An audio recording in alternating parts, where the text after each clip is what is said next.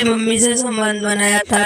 भाई साहब, गोरखपुर के चौरा चौरी क्षेत्र के शिवपुर में जो डबल मर्डर मिस्ट्री हुआ है ना भाई साहब, उसके संदर्भ में एक बहुत ही बड़ा खुलासा हुआ है। जैसा कि आप लोग जानते हैं कि गोरखपुर के एक घर में भाई साहब 2 बजे नाइट को कुछ लोग आते हैं और माँ बेटी दोनों का कत्लेआम करके निकल जाते हैं। उसके बाद भाई साहब प्रशासन जो है कि उन लोगों को गिरफ्तार करती है, उसके बाद ले जाती है और इधर भाई साहब कोहराम मच जाता है। पूरे उत्तर प्रदेश में इस चीज का चर्चा होती है। लेकिन भाई साहब बीच में जो एक मैटर बचता है, आखिरकार क्यों इन लोगों का मर्डर होता है? क्योंकि भाई साहब घर में कोई मर्द नहीं है, एक बेटा है जो कि बेंगलोर रहता है, ये 2 बेटी हैं और उसकी माँ है। अब पिता जो है उसका जो औरत का हस्बैंड है वो 12 साल पहले ही एक्सपायर हो चुका था।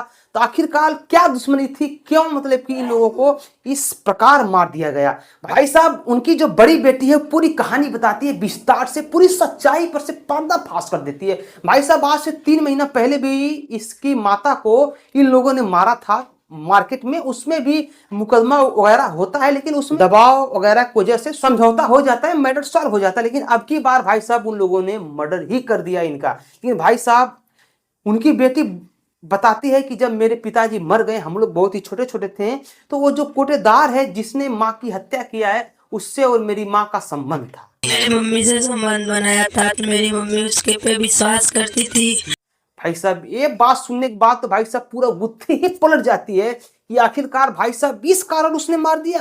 भाई साहब वो बताती हैं कि कोटेदार जो जिसने मारा था हमारी माँ को, उससे और मेरी माँ का संबंध था। ये दोनों मतलब कि आप लोग जानिए कि गांव में किस प्रकार का संबंध होता है, उस प्रकार के संबंध में थे। लेकिन भाई साहब जब इस औरत का बच्चे जो सयान होते हैं तो उसके बाद जो है ये उस संबंध को रोकना चाहती हैं, उस चीज को बोलती हैं कि देखिए अब तक जो भी हुआ ठीक है, लेकिन अब हमारे बच्चे सयाने हो चुके हैं, मेरा एक बेटा भी 17-18 साल का हो चुका है, मेरी 2 बेटियां सयान हो चुकी हैं, अब ये सब काम करना नहीं चाहिए, अब हम ये सब नहीं करेंगे। लेकिन भाई साहब उसी मैटर को लेकर इन लोगों में विवाद वगैरह चलता रहता था। लेकिन भाई साहब ये उनकी बेटी भी बोलती है और कोटेदार की जो पत्नी है वो भी बोलती है कि वो मेरे पति को फंसा ली थी, आती थी राशन लेने, राशन लेने के बाद मेरे पति के ऊपर क्या ऐसा कर दी कि मेरे पति उसके प्रेम जाल में फंस गए, काफी दिनों तक फंसा के रखी थी। उसके बाद भाई साहब इसी कुछ प्रकरण में भाई साहब आगे क्या होता है क्या नहीं होता है, भाई साहब मामला कुछ उल्टा सीधा पड़ जाता है। उसके बाद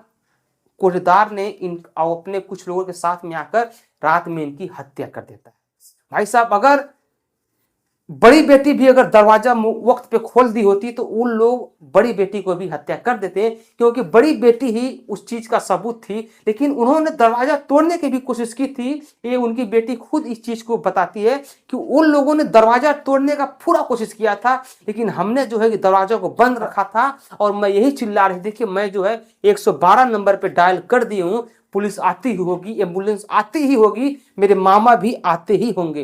भाई साहब लड़की भपक भपक के रोती है, लेकिन सब कुछ कहानी बताती है। लेकिन जब ये कहानी लोग सुनते हैं कि इन दोनों के बीच में कुछ संबंध था, तब जाके थोड़ा सा मैटर में ये लगता है कि यार इस टाइप के मैटर में तो अक्सर यही लास्ट में यही सब होता ही है। भाई साहब फिलहाल में आप इस मैटर को लेकर क्या कहना चाहेंगे नीचे कमेंट कीजिए। हम मिलते हैं अगले वीडियो में, तब तक के लिए नमस्कार, भाई प्रणाम, हर हर महादेव, जय श्री राम।